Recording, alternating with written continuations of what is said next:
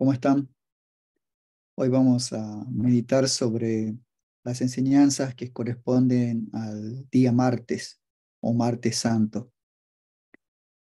Habíamos visto que en el día lunes Jesús tuvo cierta actividad en el templo, pero antes de eso, cuando iba de camino desde la ciudad,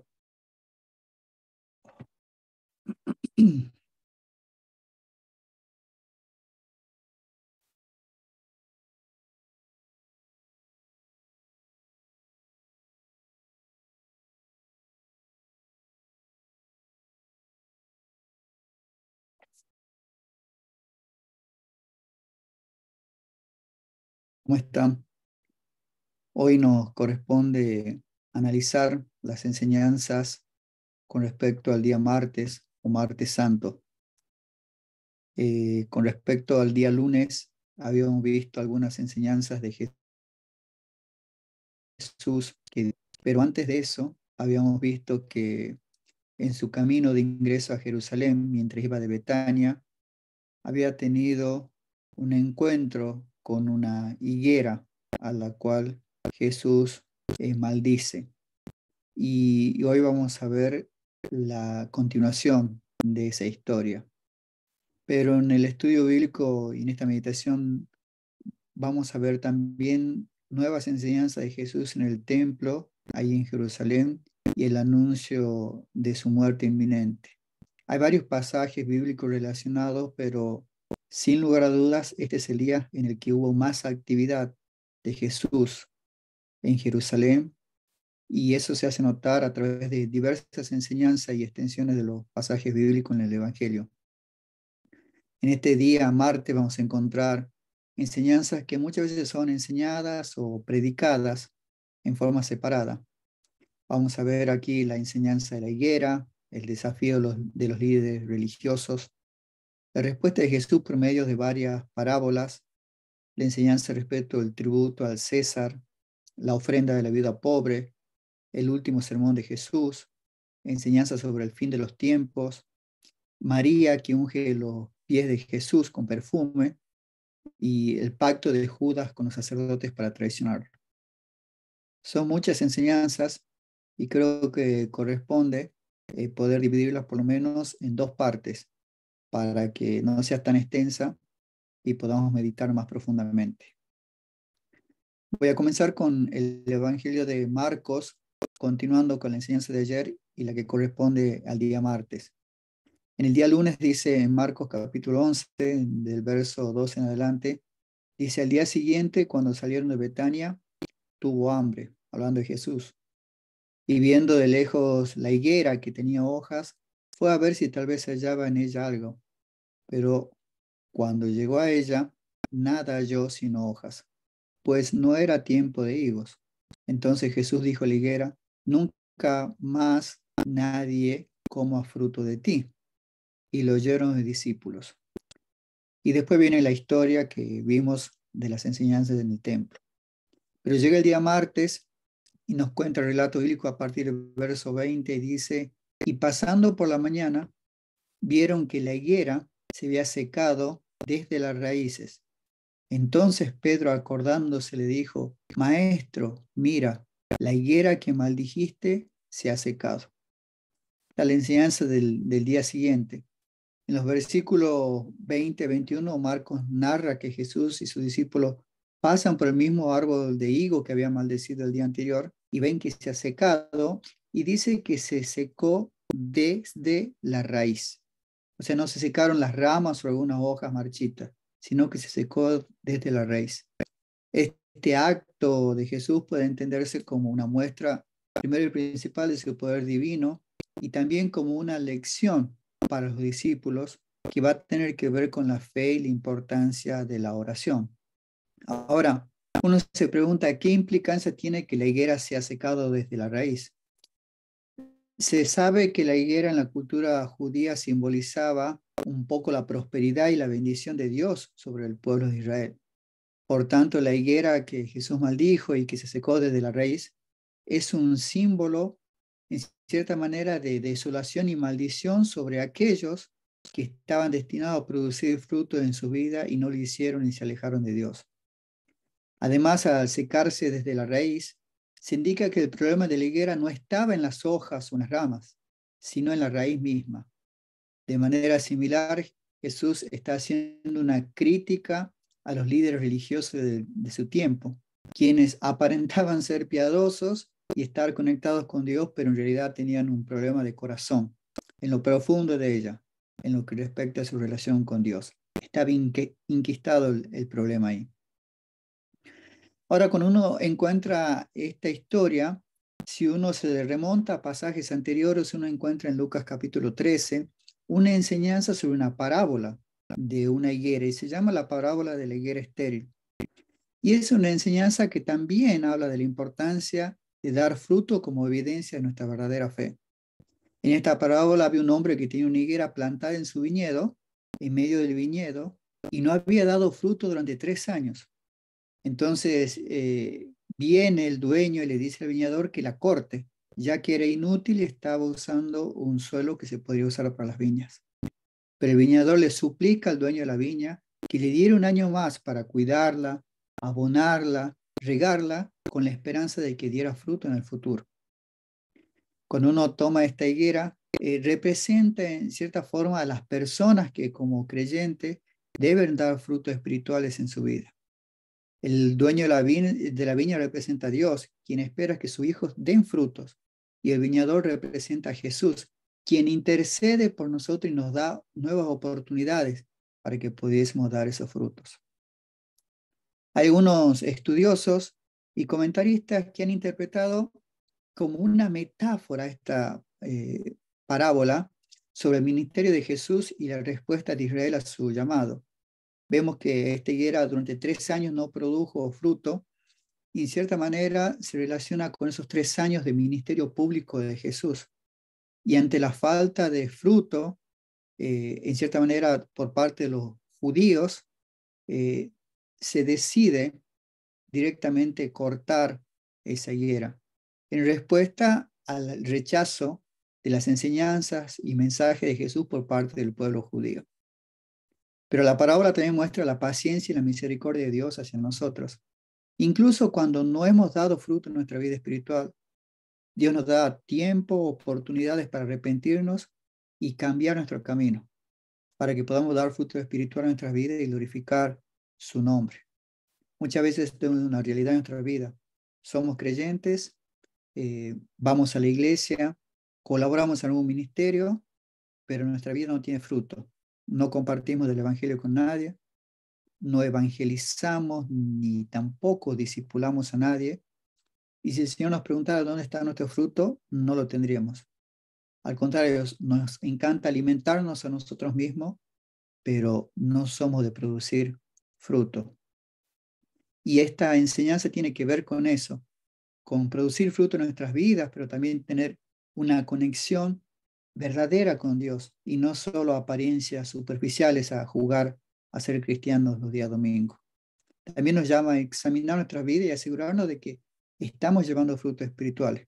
Y si no lo estamos haciendo, tenemos a Jesús que está intercediendo por nosotros para que nos arrepentamos, cambiemos nuestro camino y podamos dar fruto que honren a Dios. Habiendo explicado esto de la higuera, continúa el relato en Marcos diciéndole en cierta manera a Jesús a los discípulos cuando él le responde y les dice, tened fe en Dios, porque de cierto os digo que cualquiera que dijere este monte, quítate y échate en el mar, y no dudar en su corazón, sino creyere que será hecho lo que dice, lo que diga le será hecho. Por tanto, os digo que todos los que pidiereis orando, creed que lo recibiréis y os vendrá. Y cuando estéis orando, perdonad si tenéis algo en contra de alguno, para que también vuestro Padre que está en los cielos os perdone a vosotros vuestras ofensas. Porque si vosotros no perdonáis, tampoco vuestro Padre que está en los cielos os perdonará vuestras ofensas. Es interesante que en estos versículos Jesús enseña a sus discípulos acerca del poder de la fe y de la oración. Él les dice que si tienen fe y no dudan, pueden lograr cosas aparentemente imposibles como mover montañas. Esta enseñanza está dirigida no solo a sus discípulos, sino también a todos los creyentes, como nosotros. Y es un recordatorio de la importancia de confiar en Dios y de buscar su voluntad en oración. Ahora me preguntaba si podría tomarse literalmente los versículos estos del 22 al 24. Si hablásemos del poder de la oración y de la fe, sí pueden ser tomados literalmente. Jesús le dice a sus discípulos que si tienen fe y no dudan, pueden decirle a una montaña que se arroje el mar y sucederá si creen que eso puede pasar. Sin embargo, es importante también tener en cuenta el contexto y la interpretación, una buena exégesis de estos versículos. En primer lugar, Jesús no está diciendo literalmente a los discípulos que ellos pueden mover montañas físicas con su fe y oración. Esto es más bien una figura retórica, un ejemplo hipotético, se puede decir, para ilustrar el poder de la fe y la oración en la vida cristiana. La montaña muchas veces es un símbolo de obstáculo o de problemas que parecen insuperables, pero que pueden ser superados con fe y oración.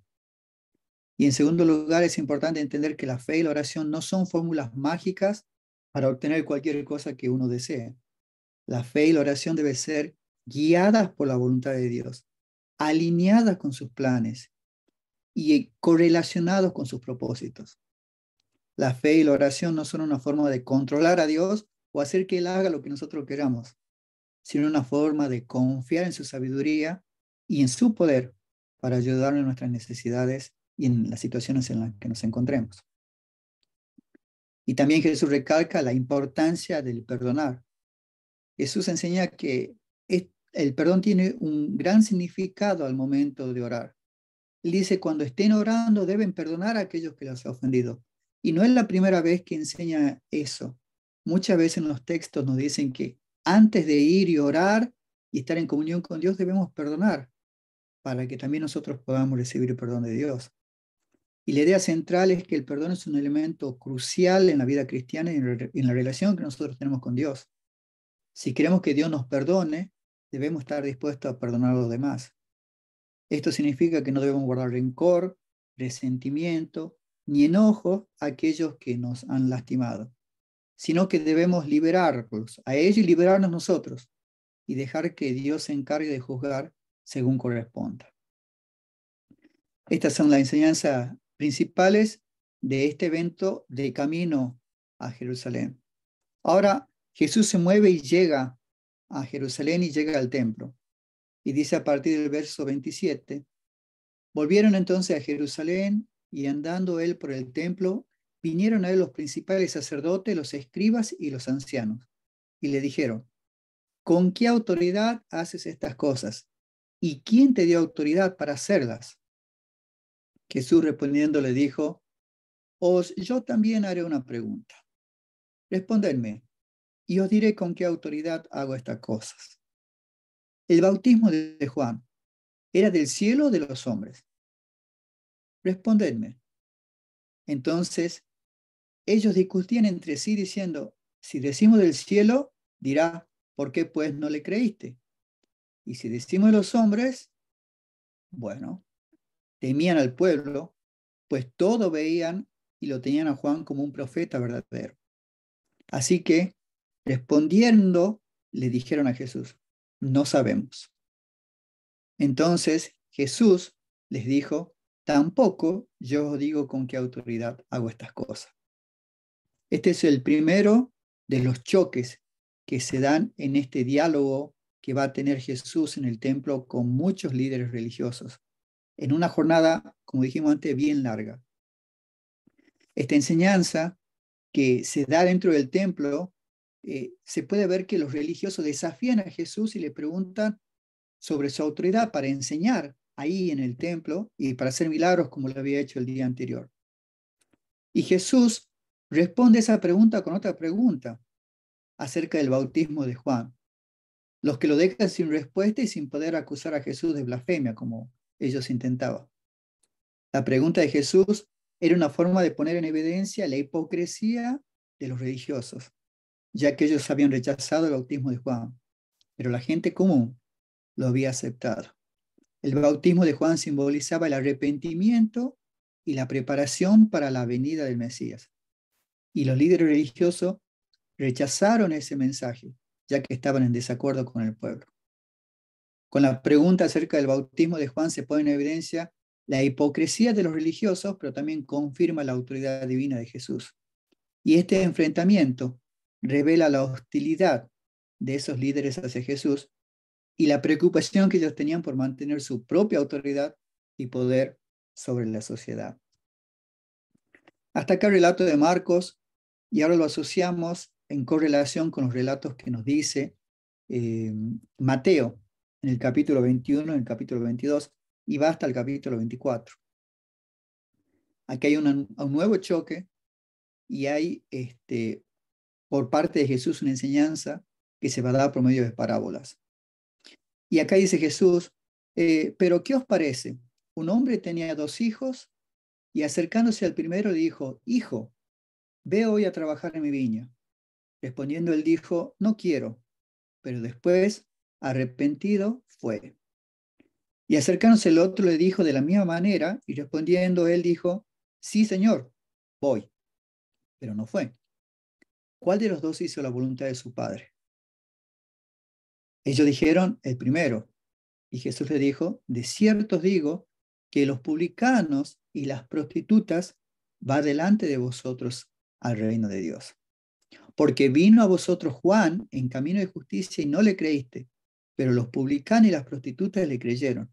Y vosotros, viendo esto, no se arrepintieron, sino que dejaron de creer.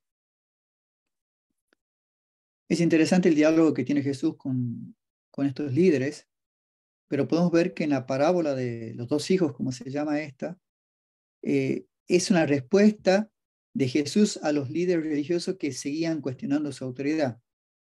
Y la parábola en sí es una ilustración de la obediencia y de la desobediencia a la voluntad de Dios.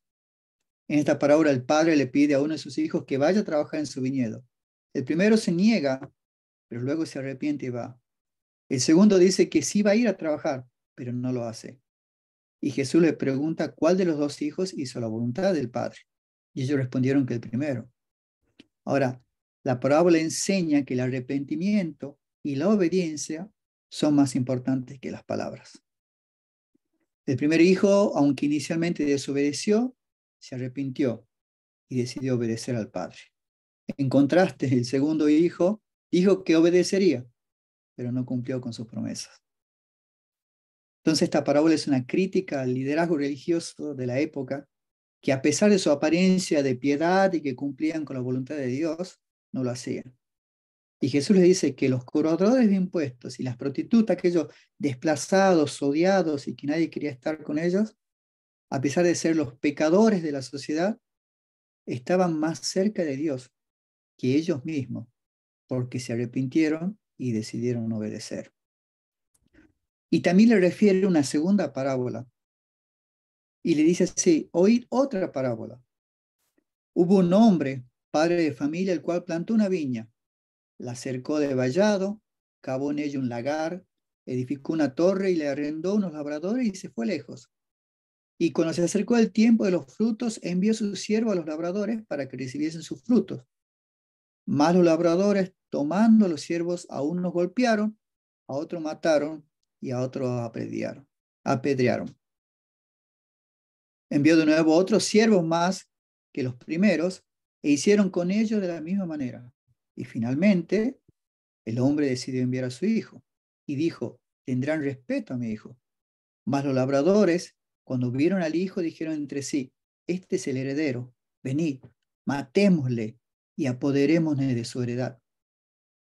Y tomándole le echaron fuera de la viña y le mataron. Cuando venga pues el señor de la viña, ¿qué hará a aquellos labradores? Y los líderes religiosos le dijeron, a los malos destruirá sin misericordia y arrendará su viña a otros labradores que le paguen lo que corresponde el fruto en su tiempo. Y Jesús les dijo, ¿nunca leíste en las Escrituras? Las piedras que desecharon los edificadores ha venido a ser la cabeza del ángulo. El Señor ha hecho esto, y es cosa maravillosa a nuestros ojos. Por tanto os digo que el reino de Dios será quitado de vosotros y será dado a gente que produzca los frutos en él. Y el que cayere sobre esta piedra será quebrantado, y sobre quien ella cayere le desmenuzará. Y oyendo sus parábolas, los principales sacerdotes y los fariseos entendieron que hablaba de ellos.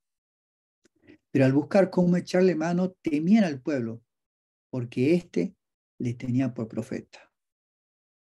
Interesante esta parábola, que es llamada de los labradores malvados, y que no se encuentra solamente en Mateo, sino también está en Marcos y en Lucas.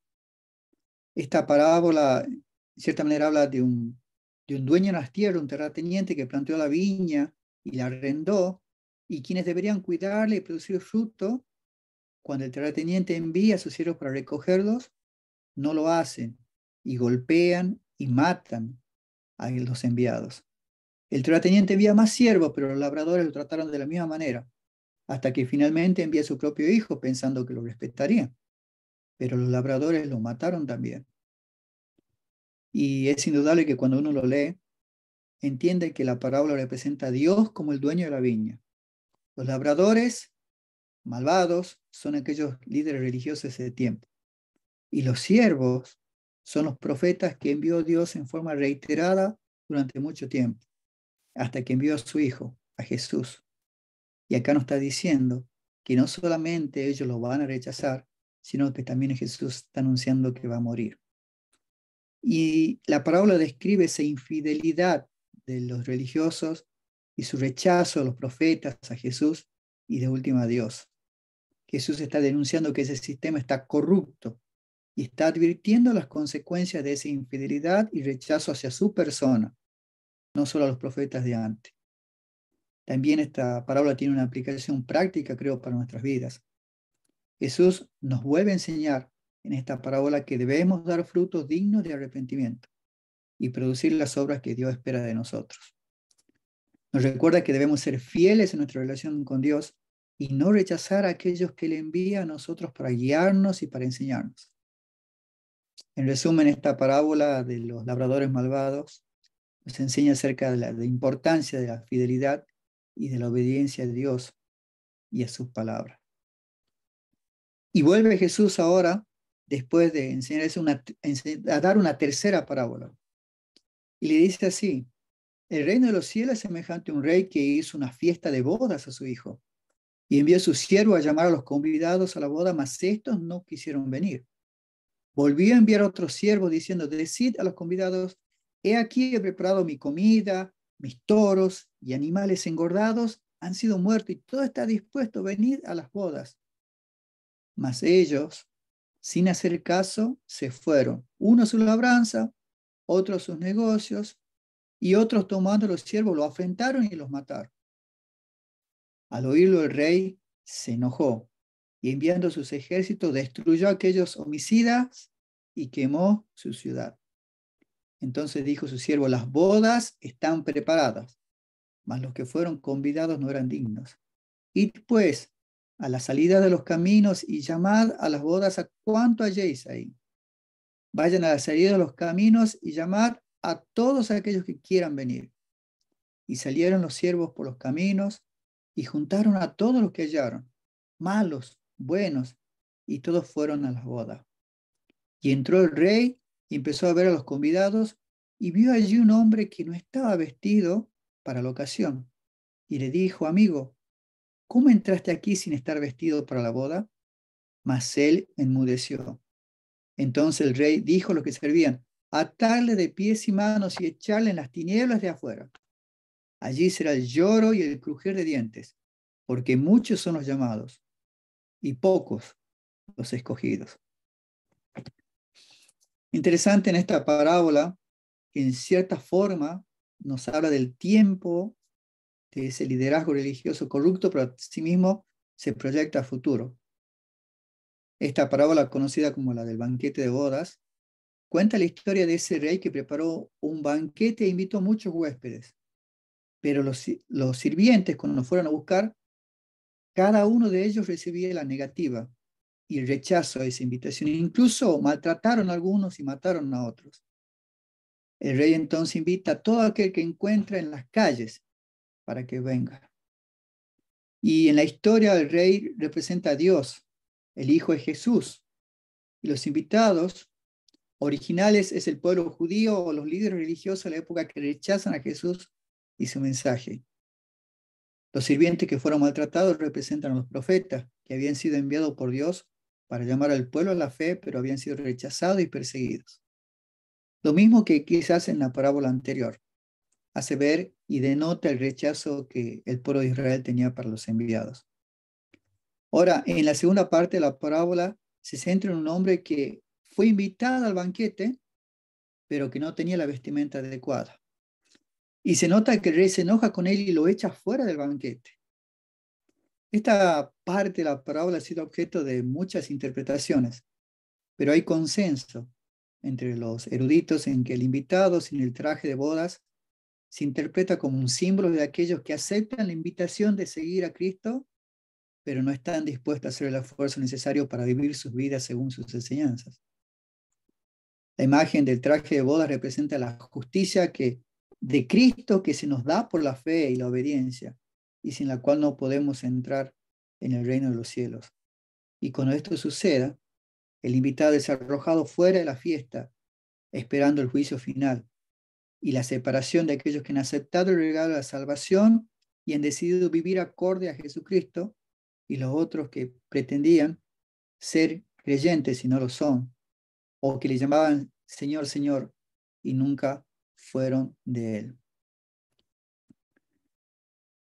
Una más. Cuando escuchan estas tres parábolas, obviamente se puede ver el liderazgo religioso que empieza a, a crearse ese clima hostil y de enojo hacia Jesús.